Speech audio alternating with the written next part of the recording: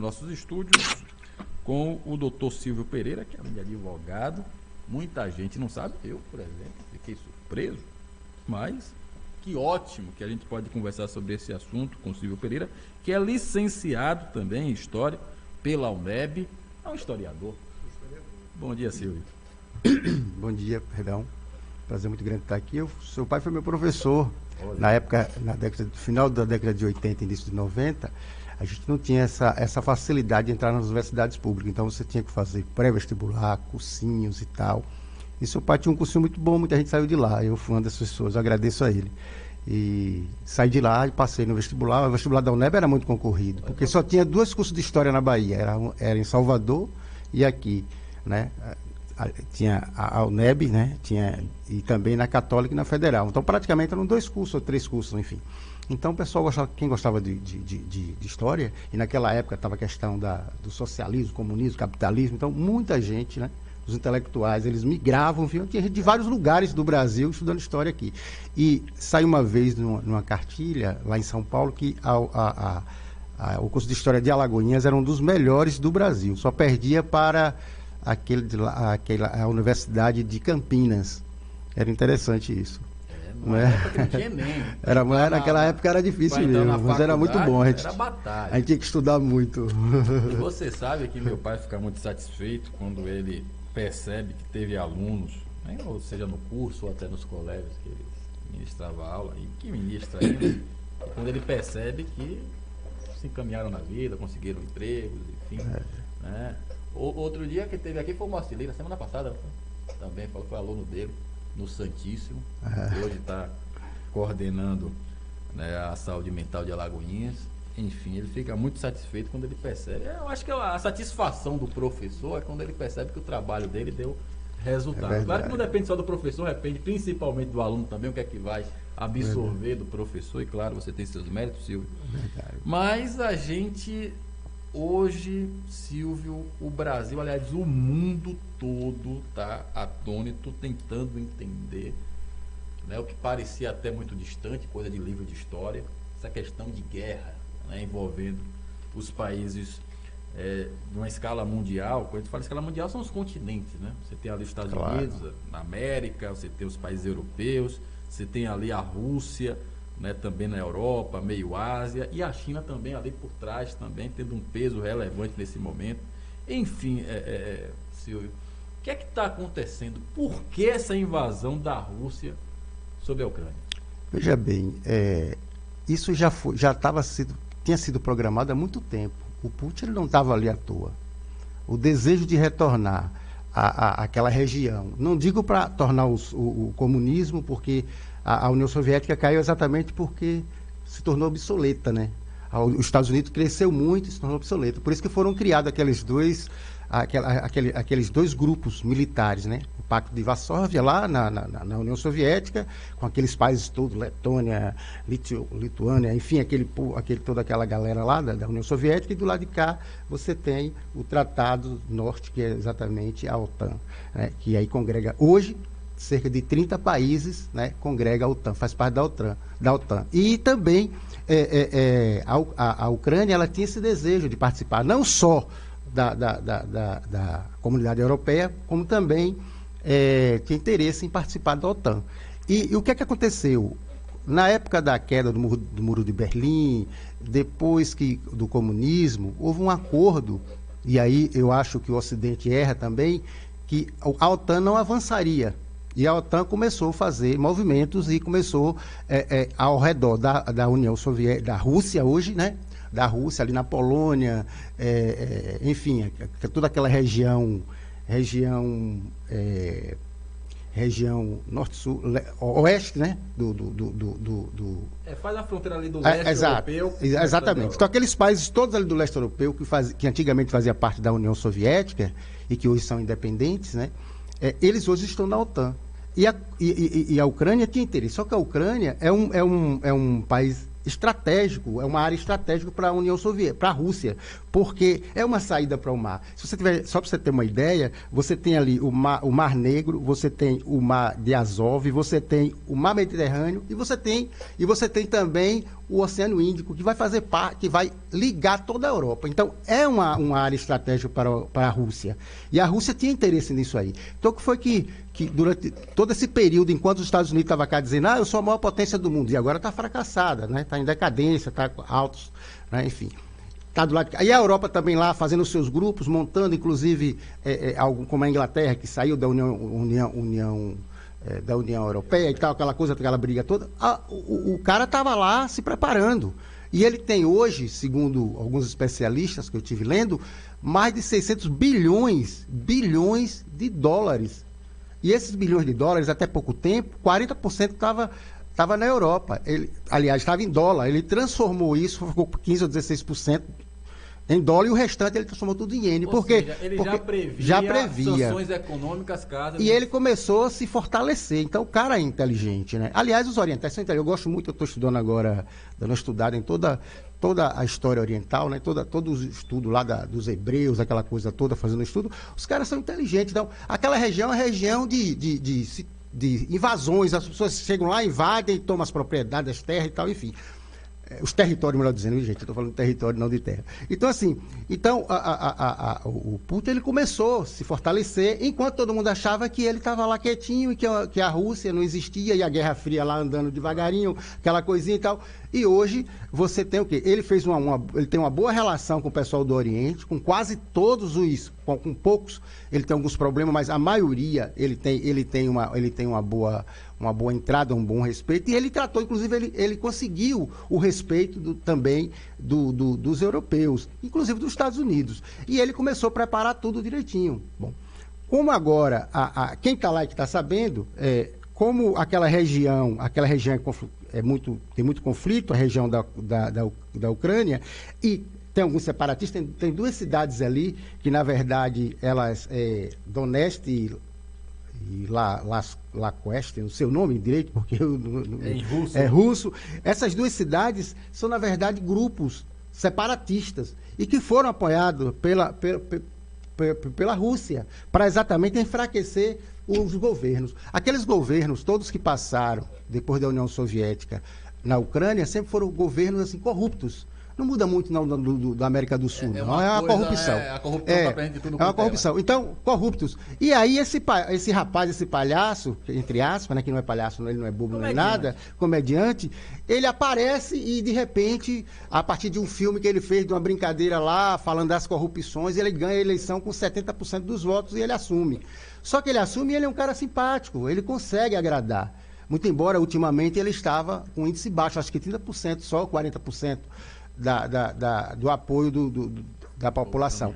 Por outro lado, a maioria do povo da Ucrânia é russa, né? Porque a Ucrânia e uma parte da Rússia, ali, uma parte da União Soviética na época, aquela parte ali é Europa, né? Que nós chamamos de Europa Oriental. Então, esses países todos que estão ali, todos eles morrem de medo da Rússia.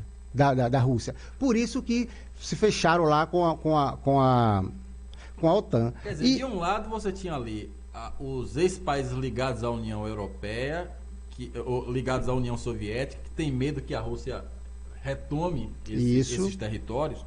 Mas, por outro lado, eu lhe pergunto, com o fim da Guerra Fria, né, a União Soviética se desmembrou, e aí você não tem mais o risco do comunismo, né? A Rússia hoje é um país capitalista. O que eu não entendo é isso. Por que os Estados Unidos e a Europa ainda vê a Rússia como uma ameaça e a Rússia vê o Ocidente como uma ameaça, se você não tem mais essa dicotomia de capitalismo e socialismo neste caso, né? Por que a OTAN continua a vigorar se já acabou essa história de socialismo? Eles brigam contra o quê, já que a União Soviética... Na verdade é o seguinte, a questão toda é território, né? Em relação, não digo à Europa. A Europa não há essa demonstração de países europeus interessados em anexar terra nenhuma. Mas os países que estão ali, eles têm medo de que a Rússia passe a invadir. Porque esse mesmo desejo nós vamos ver lá na China também. Lá na China nós vamos ver isso também. Então, esse medo, né, fez com que muitos países ao redor da Rússia, né, se filiassem à OTAN. Por outro lado, imagine aí você vê eu costumo dizer que em guerra não tem certo nem errado, existem interesses. Então, veja bem, imagine você estar na sua casa e um monte de inimigos lhe cercando. Então, a Rússia começou a ficar preocupada. Por quê? Imagine, bases militares da Inglaterra, da França, dos Estados Unidos, tudo virado para o país, lá para a Rússia. Então, o Putin ele tem até uma certa razão, vírgula, não dessa guerra maluca do jeito que está aí. Dentro da estratégia. Então, de qualquer forma, isso foi se montando, mas só que o Putin ele estava se organizando. Ele melhorou todo o seu aparato militar, ele guardou reserva, como eu falei, mais de 600 bilhões de reserva em ouro, e hoje, antes era 40%, em dólar, agora mudou, eu acho que é 16, 15, 16%. O restante é em ienes, que é lá do Japão. E euro para evitar. Não, em ienes. Não, em ienes, né? Então, assim, ele se preparou para essa guerra. Do Japão? Do Japão. Então, ele se preparou para isso, tá? Então, o interesse é que, só para você ter uma ideia, o gás, todo o gás que sai lá da Rússia, passa exatamente na Ucrânia, pela Ucrânia. Então, é uma área estratégica, um lugar rico, onde tem rios importantes, onde tem ali é bom para, enfim, o petróleo, enfim. Então, uma área rica. Então, por isso que ele tem esse desejo. Então, o desejo também do Vladimir Putin é exatamente tomar aquela área ali. Ele quer realmente se apoderar daquilo ali.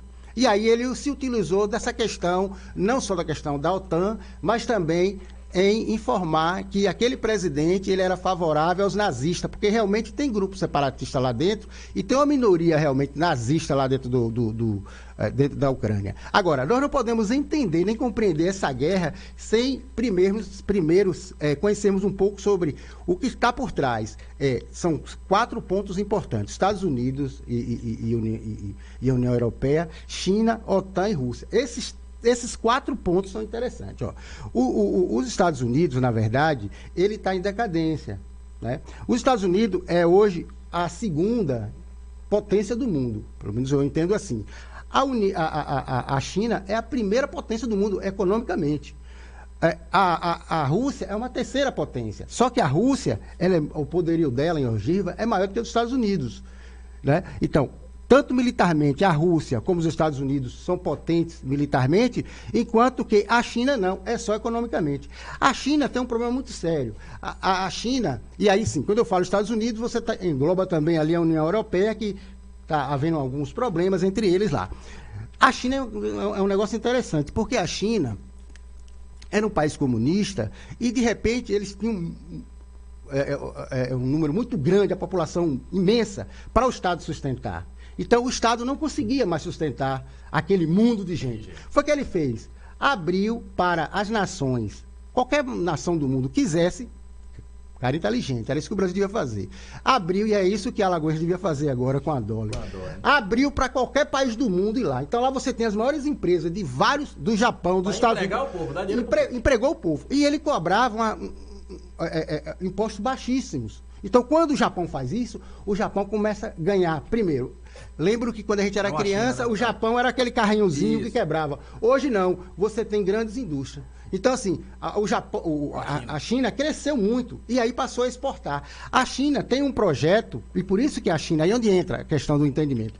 A China não ficou contra a Rússia, porque a China, além de ser parceira e ser amigos, e todo mundo sabe disso, a China tem interesse de expansão. Tem uma rota chamada Rota da Seda, que a China tem interesse em colocar trilhos, né, em várias partes do mundo. E a Ucrânia está nesse jogo. A Rússia também está nesse jogo. Então, ela não pode brigar. Então, a China ela faz um papel mais de ficar em cima do muro. Quando ela se abstém, ela fica em cima do muro. É, na verdade, um equívoco quando alguns jornalistas ou especialistas falam que o Brasil está em cima do muro ou o Brasil tal. O Brasil, na verdade, ele não está em cima do muro. O Brasil votou contra a China, porque o que vale é o que como se diz? A diplomacia fala. Então, tá lá. O presidente, na minha opinião, foi que falhou.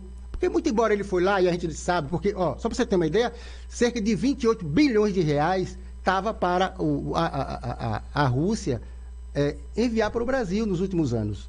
Então, as pessoas às vezes não sabem das coisas, o que é que está por trás, e o presidente não pode falar. Eu acho que ele falou demais, tinha que ficar calado, não falar nada, deixasse todo mundo falasse lá. Agora, a questão dele ir lá ou cá, isso é porque existem interesses econômicos muito fortes e que isso já estava realmente... Eu não sou partidário do político, mas eu estou dizendo assim, pelo estudo e pela história. Ou seja, qualquer fala do presidente hoje pode interromper. Pode interromper. Então, acordos assim, econômicos. então, quando fala assim, Brasil, né? Eu já vi especialista da TV falar assim, o que acontece é que no Brasil, o Brasil está em cima do muro, porque o presidente fala uma coisa e a diplomacia fala outra coisa. Não, o que vale é o que a diplomacia falou, porque ali é um jogo diplomático, uma discussão diplomática. Agora, quando você participa de um processo diplomático, você dá sua opinião. Sua opinião, a opinião do Brasil é uma opinião que se acalma, que não tem a guerra, que na verdade sempre foi a opinião nossa, a opinião brasileira sempre foi no sentido da paz. Né? Diferente de outros países, como por exemplo a Cuba, diz que está certo. Né? Caracas disse que está certo, que a Rússia está certo. Onde é que está certo você invadir um país daquele, né, que não está oferecendo força nenhuma? Então, assim, a questão da China é isso aí. Então, a China fica em cima do muro porque ela tem todos os interesses. O presidente, inteligentemente, o presidente Zelensky, né? O presidente da Ucrânia, ele foi inteligente. O que ele fez? Ele fez o seguinte: eu não vou bater de frente, e vou dizer para a população toda sair da cidade, aliás, todo mundo se trancar dentro de casa, porque a Rússia não tem interesse de bombardear, acabar com aquilo tudo, senão em 24 horas chegava ali, jogava e acabava com tudo, porque ali é uma terra que ela tem interesse, ela vai estragar tudo aquilo, além da questão colateral que pode acontecer, vidas humanas, prédios históricos. A Rússia não faz isso, ela vai só nas estruturas militares, nas estruturas de governo, para acabar, nos prédios públicos. Então, assim, por que se pergunta aí, por que até agora não tem negócio de ganhar nem perder? O que está havendo é uma resistência por parte da Ucrânia. Por outro lado, o Putin está fazendo um trabalho lentamente, porque ele tem interesse que o cara diga assim, eu vou lhe entregar isso aqui e vou sair numa boa. Ou seja, ele está indo devagar para ver se faz um acordo. Exatamente. Um acordo, claro que isso, tirar a Ucrânia da OTAN. Que isso foi levando, quando o presidente da Ucrânia vai e humildemente, inteligentemente, chega lá e chora e diz, vocês me abandonaram. Aí o povo todo começa ser a favor dele apelo, e né? tal. Aí isso é um perigo, porque aí a Rússia pode se revoltar e aí se tornar uma Segunda Guerra Mundial. Porque a Polônia e a Armênia são os dois lugares importantes de entrada de suprimento para inclusive de armamento, etc. Não, e o Putin ameaçou a Polônia. E outra, se atacar a Polônia faz parte da OTAN. Aí sim, porque o artigo 5º do Tratado do Atlântico Norte diz isso. Se um for atacado, todos atacam. Agora você me pergunta assim, mas por que o presidente americano ficou de lá? O presidente americano ficou de lá porque, na verdade, existe uma dependência muito grande, mas não é pouco não, muito grande, da França e da Alemanha. Porque o gás e o petróleo que sai da Rússia para esses países, se houver um corte, o pessoal lá morre de frio. Então é muito complicado. Ou seja, a Europa talvez dependa mais da Rússia do que a Rússia da Europa. O presidente, eu estava estudando e vendo o presidente falar assim, daqui a um mês nós vamos ver como é que está as coisas. Eu digo, meu Deus, uma coisa que o cara pode jogar uma bomba, acabar com tudo, tá falando de um mês, ali tudo é estratégia, eles não podiam bater de frente com a Rússia. Porque se assim fosse, aqueles países, o Iraque, eles não chegavam lá e entravam, assim, independente de qualquer coisa, de tratado e de tal, ele não bombardeava. Só que existe uma diferença, gente. Uma coisa é uma guerra onde eu vou lá com o objetivo de pegar alguém e acabar com aquele país. Outra coisa é quando eu quero anexar território. E aí você vai estudar lá a história dos hebreus, você vai estudar a história daquele povo, lá você vai ver os cananeus, muitas dos cristãos estão lendo ali, falando, e às vezes não compreende, né, que aquele grupo chegou numa área onde tinha cananeus e tal, era uma outra área que antigamente já pertencia aos povos, e ali houve houve novamente como é que se diz? Aquele povo chegou ali, invadiu e tomou novamente de outros povos. Então, assim, quando você percebe que, na verdade, aquele Estado que tem pretensão em invadir, a pretensão dele é anexar, ele vai de forma diferente. Você vê que lá no Iraque, se jogou bomba, acabou com tudo lá. Não pode fazer isso aqui, porque existe ali coisas... A Ucrânia é o maior país europeu. A Ucrânia, a maior praça é a Praça da Liberdade, onde na Segunda Guerra Mundial, uma bomba explodiu ali, ou várias bombas explodiram ali. Entendeu? Então, o presidente já está dizendo ali para sensibilizar, a população mundial, já está dizendo assim, todas as praças agora aqui na Ucrânia terá esse mesmo nome.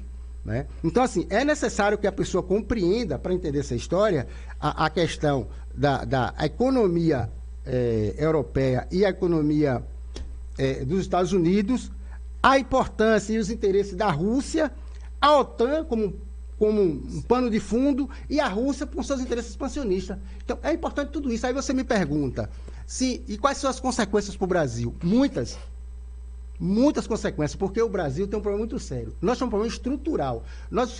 Os políticos aqui sobem no palanque e eles são políticos profissionais. Nesses outros países, o cara não é profissional. Você viu que o cara é o quê? O cara era um palhaço, se tornou, o outro era economista. Aqui não, o cara entra novinho, 18 anos, vereador, prefeito, e aí vai, não trabalha mais nunca. Não tem nem formação, né? Exatamente. A maioria desviando recurso, não faz um estudo, não vão para o lugar. Esses caras vão estudar, esses caras saem daqui, vão estudar na Europa, vão estudar na China, vão estudar para o lugar. Então, assim, há uma preparação desse povo para governar o mundo. Então, o que acontece? Onde é que está o nosso problema? É que nós não temos infraestrutura até que nós temos o gás, porque o fertilizante, ele precisa de uma substância química que vem do gás. Então, se, por exemplo, nós temos essa substância que nós temos, mas não temos estrutura de poço nem de nada, nós não podemos fazer, vai se tornar mais caro. Por isso que a gente fica dependendo. O gás, envia para os países para poder fazer o beneficiamento e recompra. Exato. Então, a gente vai, então nós vamos e compramos, não é? Da Rússia, né? A questão dos fertilizantes e também dos agrotóxicos. Os fertilizantes porque muita gente diz assim, tudo planta se dá, não é verdade. Nossa terra, o terreno brasileiro, ele é muito fraco de nutrientes, com exceção de alguns lugares assim, mas ele é muito fraco, então ele precisa disso, senão isso acaba com a colheita brasileira. Nós vamos sofrer com a colheita agora 2022, 2023. Isso aí não tem para onde correr, por causa das restrições que estão acontecendo, porque não pode negociar. As restrições é mundial. Então, como não pode negociar, o Brasil vai ficar com problemas. Então, tantos fertilizantes, que na verdade se precisa para adubar, para fortalecer o solo, como os agrotóxicos, que também se precisa para combater os insetos, combater e tal. Então, quais são as consequências? Muito, além do quê? O dólar, o petróleo. Por quê? O petróleo, o Brasil tem petróleo. A Venezuela tem petróleo, mas estão passando fome. Que adianta ter? Está passando fome, né? 60% do petróleo bruto você encontra lá no Oriente Médio, né? Enfim, mas assim... Mas as refinarias nos Estados Unidos. Mas você também precisa tem aquela questão da escassez e da procura. Então, se, por exemplo, tem um centro que o tempo todo está fornecendo o produto para a França, para a Alemanha, para não sei o quê, vai sobrar para o Brasil. Na hora que deixou de fornecer lá, você vai pegar de outro lugar, então o que é que acontece? Aquele país que tiver maior quantidade do petróleo, ele vai subir o preço, naturalmente. É tanto que agora, eu estava vendo agora pela manhã, o preço já está subindo de tudo, o trigo. Olha, só para você ter uma ideia, o nosso trigo, nós vendemos trigo, a Rússia também vende trigo. Nós vendemos trigo para a China, e a China não precisa de trigo, sabe de trigo? Por quê? Geograficamente falando, não tem nem água aí, né, gente? Pega ali, que geograficamente falando, porque é tão interessante a história, geograficamente falando, a China, que é dividida em 4 partes, entre aspas, né? Você tem ali o tigre asiático, você tem a própria China, enfim, e você tem alguns países, né, que ali perto da Chechênia, tal, que tem problemas, né?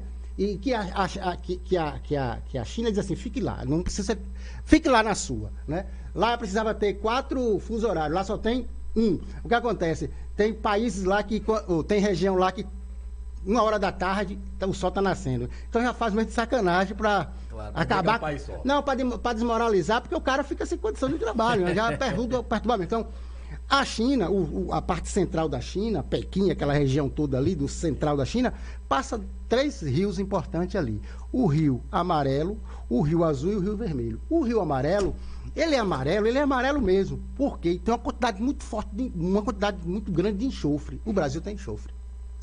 Só que o Brasil não usa o seu enxofre por conta dessas questões do meio ambiente, que está no subsolo, não pode mexer lá, né? Enfim, eu acho que tem umas coisinhas também fora de nexo, né? Enfim, tá, aí não mexe no enxofre. Beleza. Aí o Brasil, esse enxofre é importante para o plantio da colheita da soja. Porque o Rio Amarelo passa... Ou seja, o Brasil acaba importando esse... Não, olha bem, o Rio Amarelo passa, fertiliza o solo, mas a China não tem interesse em implantar soja em grande escala. Compra do Brasil porque, segundo os geógrafos, é uma compra de água virtual. Ou seja, o custo é muito alto quando você vai plantar soja e você gasta muita água. Como nós temos água, então a China compra a nossa água virtualmente. Então é uma coisa interessante. Nós não pensamos assim, nós brasileiros não pensamos assim. Nós não cobramos nada. Você vê, um prefeito igual daqui de Alagoas, desculpa eu colocar isso aqui, tem agora aí a questão dos precatórios, enganando a população, os professores. E está todo mundo numa boa discussãozinha boba. E a gente vê que precisa, que carece de uma discussão jurídica, técnica, discussão, desmoralização do próprio gestor, mostrar onde está errado. Nós não fazemos isso, porque nós temos um cuidado. Porque não tem cuidado nenhum não, gente. Nós precisamos viver, nós precisamos crescer, e nós não somos um país em desenvolvimento. O respeito que nós temos do mundo é porque nós temos um futebol maravilhoso, é porque nós somos em todo lugar, lá na ONU, a gente está sempre a favor da paz, não importa se o país está passando fome, a corrupção é grande na América do Sul e aqui principalmente. Então, essas questões acontecem também naqueles países, mas lá você tem pessoas que vão à luta, que vão a tal. Você vê que agora o povo mesmo da Ucrânia estão se armando para enfrentar o presidente mandou soltar até os presos. Aí escuta, aí o cara diz assim, como é que pode? Você vai brigar com... Veja bem, eu sou um ditador, tenho não sei quantos canhões aqui virado para uma praça, para um tal. Eu vou mandar jogar bomba e tudo, derrubar tudo? Sem ver ninguém, eu posso estar jogando bala fora. Eu preciso ter gente, eu preciso ter direção e tal. Então, no momento em que essas pessoas estão todas lá, nas suas casas, trancadas, pode ser surpreendido. O soldado está lá embaixo, como agora, vários soldados, mais de 400, não sei se 400 ou 4 mil, acho que 400 soldados americanos já morreram, porque foram pegos de surpresa, exemplo surpresa. Então, assim, estrategicamente, não tem como brigar com o poder, se esconde e espera a hora para atacar. Não, 400 russos. 400 russos, desculpa, 400 russos. Então, assim, se você parar para analisar, a história é preciso, para compreender essa guerra, esses interesses todos, olha, da China, da OTAN, da Rússia e dos Estados Unidos e Europa. Agora, eu estou falando aqui de uma forma superficial, porque se a gente for entrar em tempo, em data e tal, vai ficar mais complicado para as pessoas compreenderem. O Chico está olhando para a gente, o Chico está em home office. Grande Chico. Mas o Chico quer participar também aqui dessa conversa. Fala de lá, Chico. Primeiro, bom dia a doutor Silvio, é sempre um prazer.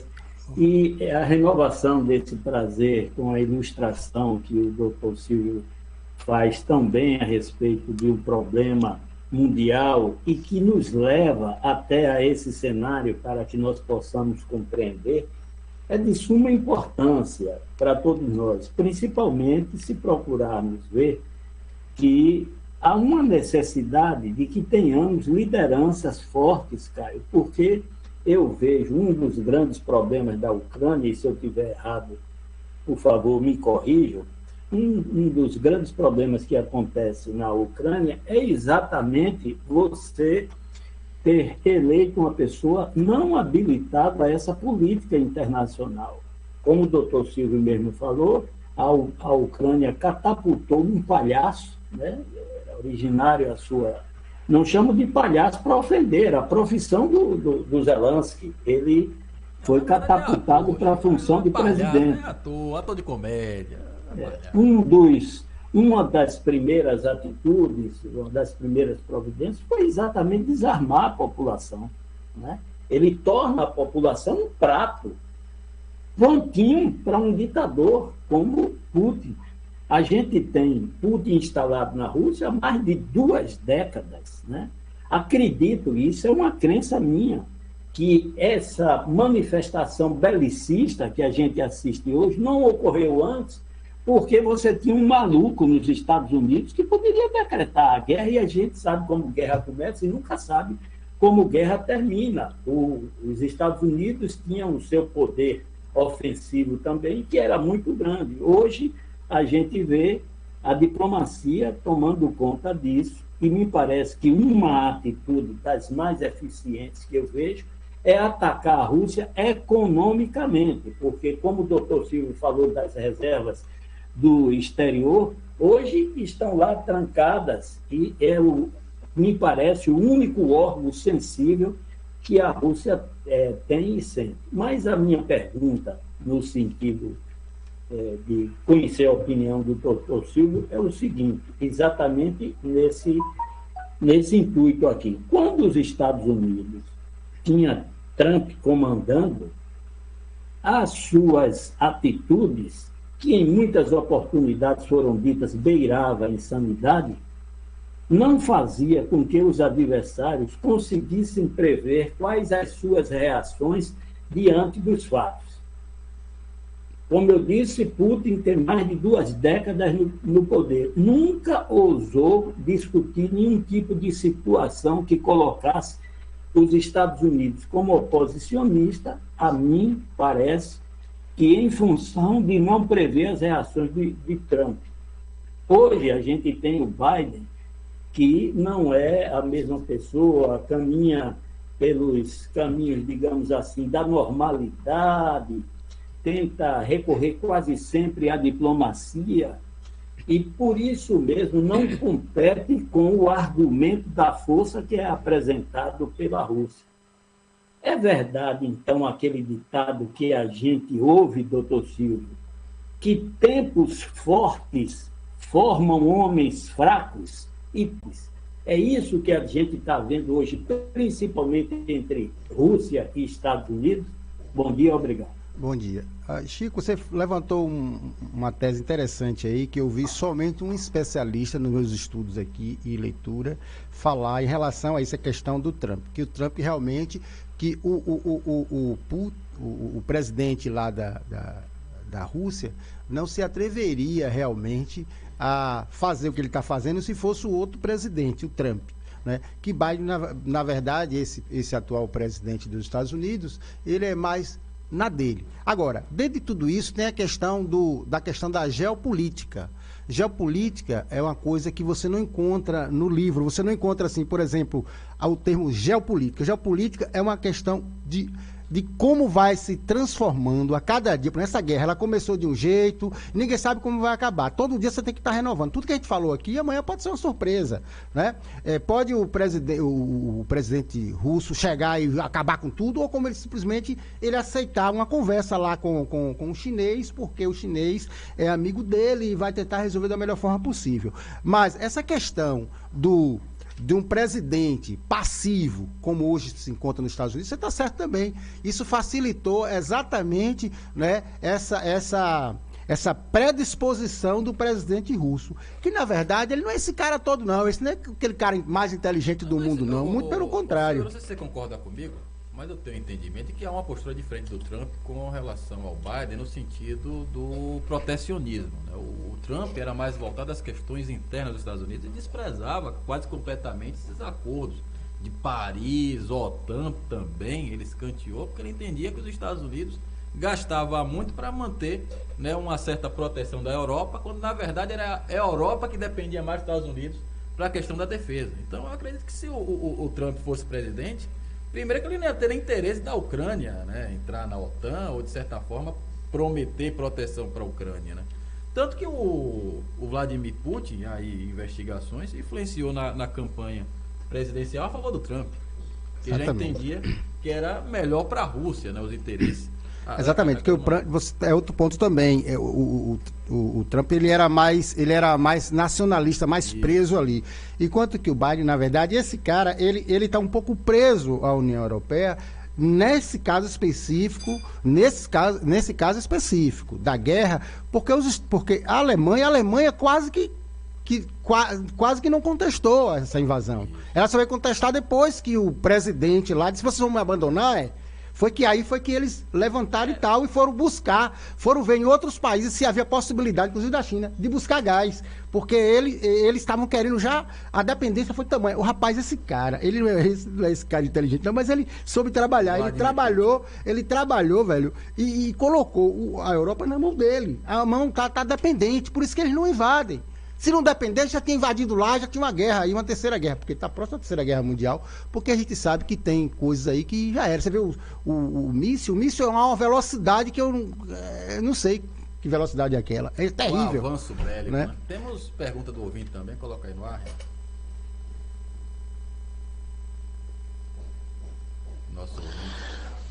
Bom dia, amigos do Primeira Mão. Bom dia, meu amigo Caio Pimenta. Aproveitando a indignação do advogado e meu amigo doutor Silvio Pereira, escritor do livro O Cosmopolita, gostaria de saber dele, Silvio, qual é o seu posicionamento com relação ao presidente Jair Messias Bolsonaro e essa situação da guerra Rússia-Ucrânia? Qual é a posição do presidente e como o Brasil está posicionado diante de tudo isso?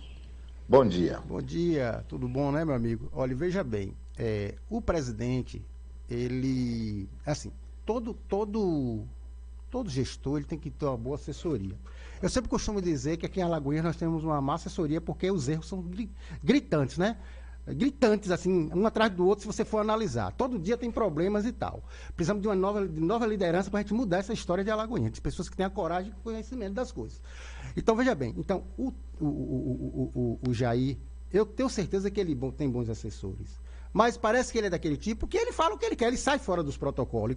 E Chico foi prefeito, senão um dos melhores daqui da cidade, muito querido, Chico sabe disso, da importância da assessoria, de você ter uma boa assessoria. Eu trabalhava no SAAI, Chico, e aí, Silvio, como é que está lá? Eu trabalhava naquele setor, eu sabia o que estava fazendo, ele era prefeito, estava lá do outro lado. Então, você precisa de uma assessoria, e às vezes o cara não segue, por ignorância, ou por não agendar nada. Você vê que a guerra estava acontecendo, ele estava numa praia.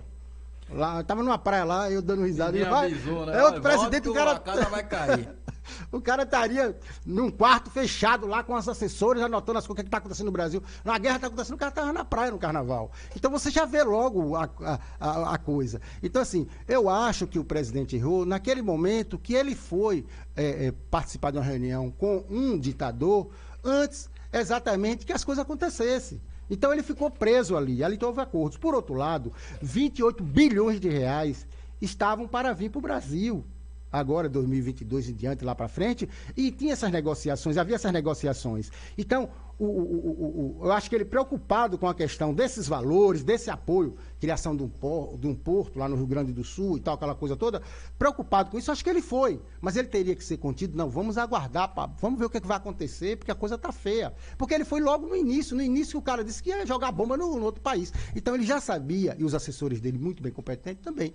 E aí o que acontece? Ele foi e aí ficou preso. Ele não podia mais dizer falar mais nada contra o cara. Ele como presidente se tornou neutro. Mas o Brasil não. O Brasil, para a comunidade internacional, existem protocolos, existem tratados, convenções. Votou contra, né, exatamente. Condenou, lá votou contra. Então, o Brasil não está neutro. Aí ele fica de cá dizendo, o Brasil é neutro. Lê do engano, o Brasil não é neutro. O Brasil teve uma posição, foi contra, e está certo. Porque ele foi quer contra. preservar o investimento. O que é que ele tinha que fazer? Ele teria que calar a boca. Ficar calado. Já que errou, vamos ficar na minha. Não, é com chanceler lá, é com não sei o quê. Não, ele continuou dizendo, nós continuamos neutros e tal, não sei o que e tal. Isso não existe. E ainda ia para a televisão, né? Para o site, sei lá o quê, dar aqueles discursos horríveis. E aí você sabe que ali não tem a palavra dos assessores. Os assessores, um chanceler qualquer, um diplomata, não orientou ele a fazer aquilo. Mas o cara é presidente, ele pode falar o que ele quiser. Claro, entendeu? Só que isso, com a pergunta do nosso amigo, é o seguinte, essa questão pesa porque é um presidente. Ele não vai ficar, ele não vai ser visto com bons olhos perante as demais lideranças da europeia. E aquelas também lá da Ásia que realmente estão observando que ele teve uma certa e tal. Então, assim, agora, qual a consequência disso? Nenhuma. Não tem consequência nenhuma, porque o que vale é o que a diplomacia falou lá, está lá e falou bem, foi muito bem, se posicionou muito bem, falou o que tinha que falar e acabou. Então não existe consequências. Né? Ali é uma falta de trato, uma falta de cuidado com a coisa pública, né? Porque o presidente da República ele não é dono do país. Ele administra o país. O prefeito de Alagoinhas não é dono de Alagoinhas. Ele administra Alagoinhas. O governador do estado não é dono do estado. Ele governa. Ele vai sair amanhã. Então ele tem um nome ali a zelar, ele tem a gente, quando o presidente fala, ele fala em meu nome. E eu autorizei ele dizer que eu sou a favor dessa guerra? Não, autorizei. Entendeu? Então, são esses cuidados que tem que ter. Mas não tem muita consequência não, porque na verdade o que vale é o que está escrito lá e depois ratificado, tem que ser ratificado pelo país de origem, no caso o Brasil. Que é um termo técnico. Silvio, são 7 horas mais 58 minutos. Obrigado por sua presença aqui no programa. Nesse bate-papo importantíssimo. Muita gente aqui parabenizando a entrevista, os esclarecimentos que você traz a gente aqui nesse dia. Eu acredito que quem ouviu essa entrevista, quem assiste, agora ou até depois, essa entrevista vai estar disponível logo mais no canal do YouTube, né, o da Rádio 2 de Julho, para quem não acompanhou na sua íntegra, né, poder rever, e quem não viu ter a oportunidade de ver, e saber o que está acontecendo, né, a nível internacional, as questões ligando os Estados Unidos, China, a Europa, a OTAN e as consequências para o Brasil. Muito obrigado. Viu? De nada, agradeço, foi muito bom estar aqui com vocês e eu preferi falar por alto, né, com tópicos assim para compreender. Porque o assunto é bastante denso, a gente vai puxar o histórico. É porque aí você vai ter que puxar o histórico de um país, vai ter que o histórico de outro, aí você vai ter que discutir, e aí são várias aulas, no caso, se estivesse dando aula, né? Eu quero até mandar um abraço. Eu só estou preocupado porque o Cosmopolita, aí o nosso amigo puxou o assunto, o Cosmopolita está sendo vendido pela Amazon e também pela Apple, né? E aparecia para mim lá, aquelas letras loucas lá da Rússia, e agora eu tô triste porque meu livro não vai poder ser vendido lá. Não estou ganhando dinheiro, viu, gente? Esse dinheiro aí é com a editora. Mas já para ser escrito em russo, Não, porque assim, quando a Apple o Google Play, ou Amazon, eles mandam para esses países, né? No caso o e-book, a venda desses. Aí aparece lá, por exemplo, em japonês, não meu livro, mas os caracteres. Os valores, por exemplo, R$945 é o que custa mais ou menos o meu livro na China, no Japão, por exemplo, né? 38 a 40 reais aqui. Então, você vê a diferença, né, como é a coisa. Então, quando aparece lá, aquelas letras lá são em japonês. Eles fazem a conversão. Tudo em japonês não aparece. Tá? Olha, seu professor. Caio, me permita apenas avisar a Silvio, ele que fala que o livro da sua autoria está sendo vendido pela Apple, que nas medidas econômicas, a suspensão que foi anunciada das medidas econômicas, a Apple, a Nike, a Boeing e a Ford estão impedidas de vender produtos ou de transacionar com a Rússia. Então, o Cosmopolita não será lido em russo ainda por agora. Olha ele afetando a guerra. Exato. Eu quero até aproveitar aqui para falar a vocês que eu estou com um novo livro já se encontra numa editora lá no Rio Grande em Curitiba, no Paraná. Foi aprovado, passou por uns críticos, eles adoraram o meu livro e me deram um abatimento. O Cosmopolita eu gastei R$15 mil. Esse livro eu vou pagar 1.800, ou seja, eu estou pagando 5% do valor do outro só porque eles dão preferência. Então, olha como uma coisa é importante. E vai para 100 e poucos países, né? E esse livro é interessante, viu? Porque tem um mago que é aqui de Alagoinhas, é um feiticeiro, viu? Você vai dar muita risada, Chico. Onde ele descobre um monte de coisa, o que está acontecendo numa casa, os espíritos que entraram naquela casa e tal. Então, muito legal. Esse é o Miguel Velho, o nome dele. Muito interessante. Seu Miguel Velho. Vai marcar para aqui. Está perto de lançar.